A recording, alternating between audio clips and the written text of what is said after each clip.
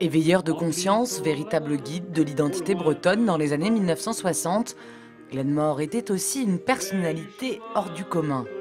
Inspiré des témoignages de ceux qui l'ont connu, 7 musiciens, 4 chanteurs et 4 acteurs de la troupe de théâtre Arvrobagan redonnent vie au barde breton. En fait, c'est fait aussi pour que les gens apprennent à le connaître, hein, parce qu'il est mort depuis longtemps. C'est vrai qu'il a eu une période où il était très connu, et maintenant, par les plus jeunes, il est moins connu, bien que certaines de ses chansons soient encore chantées par les différents chanteurs. Hein. Mais c'est vrai que c'est fait pour le faire connaître aussi, et dans toutes les facettes, finalement, de son personnage, hein, à la fois le chanteur, le tribun, mais le grand poète aussi, l'écrivain, le penseur, le philosophe. Hein, donc tout ça, ça fait un personnage très riche en fait et très varié. Si la jeune génération le connaît moins, Glenmore semble pourtant s'inscrire naturellement dans l'air du temps. Qui va défendre le faible contre le fort? Il est toujours d'actualité sur beaucoup de choses. Hein.